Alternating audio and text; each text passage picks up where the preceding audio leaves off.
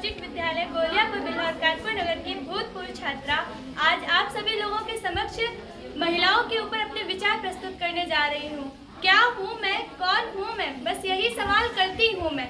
तुम नारी हो, लाचार हो, बेचारी हो, बस यही जवाब सुनती हूँ मैं। जब बड़ी हुई समाज की रस्मों को जाना पहचाना, अपने सवालों का जवाब मैंने खुद में ही पाया। लाचार नहीं, बेचारी नहीं, मैं धड़कती चिंगारी हूँ। छेड़ो मत, जल जाओगे, मैं ही दुर्गा और काली हूँ। माता पिता का अभिमान हूँ, इस देश की शान हूँ, मैं नारी हूँ, इस देश का आधार हूँ। सर्वप्रथम आप सभी लोग यही सोच रहे होंगे कि महिला सशक्तिकरण का अर्थ क्या होता है, तो मैं आपको बताती हूँ। महिला सशक्तिकरण का अर्थ होता है कि महिलाओं को बिना किसी भेदभाव के समाज के प्रत्येक क्षेत्र में स्वतंत्रता पूर्वक कार्य करने का अधिकार ही महिला सशक्तिकरण कहलाता है। अब आप सोच रहे होंगे कि इसकी आवश्यकता क्यों पड़ी। तो मित्रों, अभी भी हमारे समाज में कुछ ऐसे तत्व उपस्थित हैं जो ये सोचते हैं कि एक बेटी बेटे के समान नहीं होती। तो मेरा प्रश्न है उन लोगों से, यदि वे ऐसा सोचते हैं तो फिर अपनी बेटी के इलाज के लिए एक महिला डॉक्टर ही क्यों खोजते हैं? क्या है उनके पास इस बात का कोई जवाब? कहने को तो इस नारी शक्ति की लंबी जुबान की हर कोई शिकायत करता है, फिर क्यों कोई एक गूंगी लड़की से शादी करने को नहीं तैयार होता है? वाह रे वाह, जी अजीब रिवाज है हमारे समाज का। नियत आदमियों की खराब होती है और घूंघट इस नारी शक्ति से निकलवाया जाता है। परंतु आज की नारी प्रत्येक क्षेत्र में पुरुषों के साथ कंधे से कंधा मिलाकर आगे बढ़ रही है। यही नहीं, समाज और सरकार भी इसमें अपना महत्वपूर्ण योगदान दे रही है।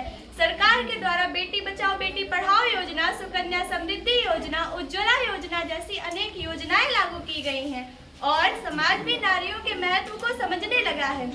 अरे सुना है परिवार व जिम्मेदारियों का बोझ बढ़ा तो ऑटो रिक्शा ट्रेन तक चलाने लगी है नारियां। साहस के साथ आसमान भेद कर अंतरिक्ष तक जा पहुंची है नारियां।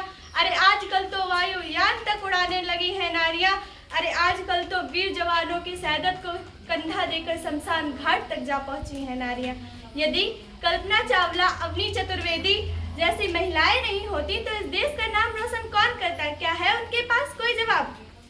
मैं बेटी हूँ, मैं नारी हूँ, मैं सीता हूँ, मैं ही द्रौपदी हूँ, पर पुरुषों की इस दुनिया ने मुझे कैसी नीयत दिखलाई। कभी हार गए जुए में तो कभी अग्नि परीक्षा दिलवाए। कलयुग हो या सतयुग हो, इल्जाम मुझी पर आता है। फिर ना जाने क्यों इन काली अंधेरी सड़कों पर चलने से मन घबराता है। मैं डरती हूँ, मैं मरती हूँ जब सफर अकेले करती हूँ। ना जाने ये कैसा साया है, ना जाने ये कैसी आहट है। फिर उन अंधेरी रातों में दो बाहों ने मुझे खींच लिया, एक ने मुंह पर हाथ रखा, दूसरे ने आंचल भींच लिया। फिर मर्यादा की सीमाओं को तार तार कर डाला, उन अंधेरी सड़कों पर मुझे तड़पता छोड़ दिया।